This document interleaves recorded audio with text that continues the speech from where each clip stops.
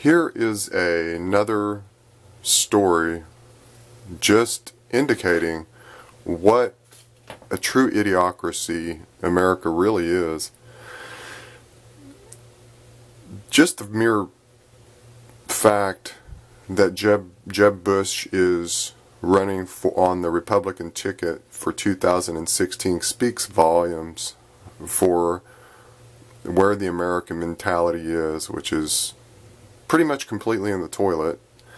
The brains have been, they've been lobotomized, they've been fluoridated or something, they're mind controlled.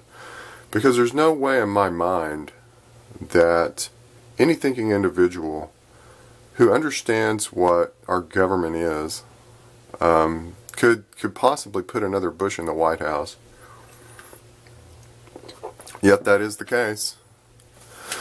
We're going to have, what, a Hillary Clinton versus Jeb Bush? That should make everybody just go outside and vomit. Really. It should. It's so disgusting. You're talking about, Hillary Clinton on the Democratic side. She's worse to me than Obama. Obama is kind of a playboy, let's sign a few executive orders and go play some rounds of golf and hang out and do what he's told pretty much. Hillary Clinton is a whole different animal. Scary. She's scary to me. She could, be 10 times the dictator Obama ever, anybody ever thought he could be. I think Obama's a lot of distraction and a lot of, and I realize he's done some things. Obviously, signing the NDAA Act, horrible. Signing, failure to approve the Keystone Pipeline, so that America can become eventually energy independent. That's got to be, he has to be led in the background by people not to sign that. I don't know what is going on with that. I don't know what the delay on the Keystone Pipeline is. Maybe they're not ready for our currency to collapse yet or something like that. As long as other countries are purchasing American debt, such as the Saudis and the Chinese and Russians, then there's no reason to move forward with Keystone Pipeline so that we can become energy independent. It always has kind of been my idea that they'll eventually open the Keystone Pipeline when our currency is really pretty much collapsed and we're integrated into a broader global financial paradigm being brought in by the BRICS.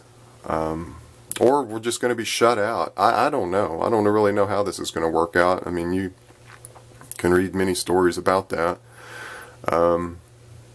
I just know that some of the things that have been going on just don't really make a lot of sense. And the Keystone Pipeline is something, again, Congress, or I believe the Senate's coming up with a bill, and Obama is threatening to veto it again. So I just read that a while ago. So stay tuned. Stay tuned into the same channel, same bat time, same bat channel, and we'll eventually know. But this is disgusting. This left-right paradigm of Republican versus Democrat, and playing like they're on the side of the people, which they're not. In a video posted in English and Spanish on Facebook, Republican Jeb Bush said that the Right to Rise PAC will allow him to support candidates who believe in conservative principles, to allow all Americans to rise up. Doesn't that just sound wonderful? What a crock of crap.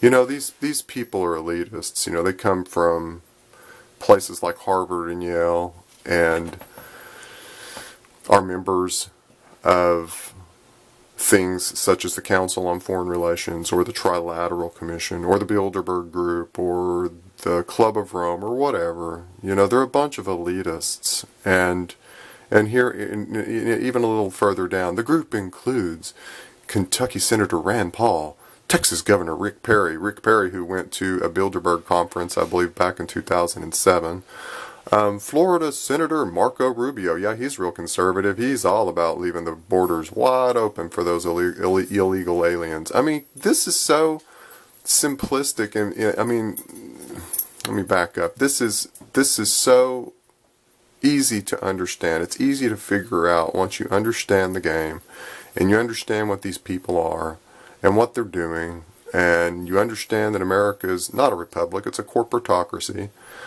And that's been going on for a while.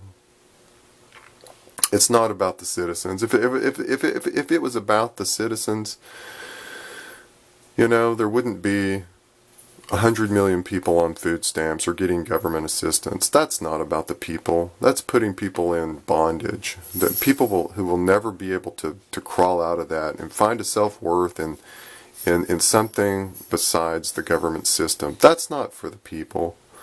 But yet this is where we're headed. More people on government assistance, more people on welfare, the military-industrial complex launching more wars, and being in places such as Afghanistan, so that they can continue to run drugs and run opium, on and on and on.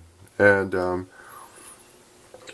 the Bushes are right involved with that. They're top of the CIA. Don't forget that the old man Bush was director of the Central Intelligence Agency at some point.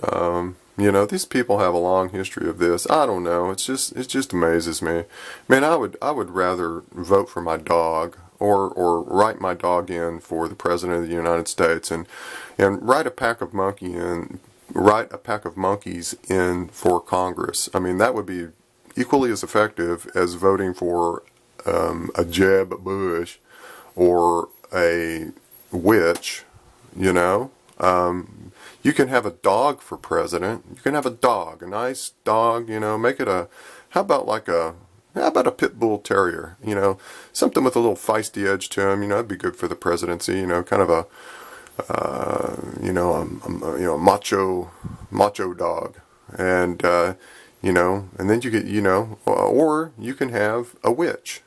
Is what you can have a witch or a warlock. Maybe that's what Jeb Bush is. They all seem to like to go to weird places like Bohemian Grove and do weird things. Maybe he's a warlock and she's a witch. We just don't know about these people. We know we know what they've done in the past, and what they've done in the past is absolutely disgusting. And we know about Hillary Clinton's career. We know all about her. Who was the guy that worked for the Clintons? Kind of the hitman for hire, which was Larry Nichols, and he's an interesting fellow. And you should hear some of the things he has to say about the Clintons. Well, he ought to know because he was involved. He was their right-hand man back in the 90s, doing their dirty work. He was basically a gun for hire, and he admits as much. I'm not saying anything that he hadn't admitted himself on radio talk shows here or there. I mean, the guy's interesting, regardless of what you think about him. But he could tear Hillary Clinton down, and probably should, and just save the country, dude. I mean, we don't need a witch in there. And while you're at, while somebody's at it, why don't they come and do something about these damn Bushes? I mean, you got Clintons and Bushes, and throw a bomb in there, and all these crazy people that answer to basically a banking cartel, because we are a banking dictatorship in the United States. Remember 2008 when Henry Paulson went before Congress and orchestrated the banker bailouts of 2008, and we became a full-on banking dictatorship, and it's just all history. And now you got these people who are front running that, and it's just, I don't know, man. It's just more than you can take sometimes. And you listen to people and they're like, oh, we need to get Obama out of there. Remember when we had W? Things were so much better under W. I mean, although he increased the federal, deficit by however much, and then, Obama comes in and increases it. And it will be increased by trillions more under the witch or under the warlock or anybody else. So I just thought I'd point that out. And have a good day.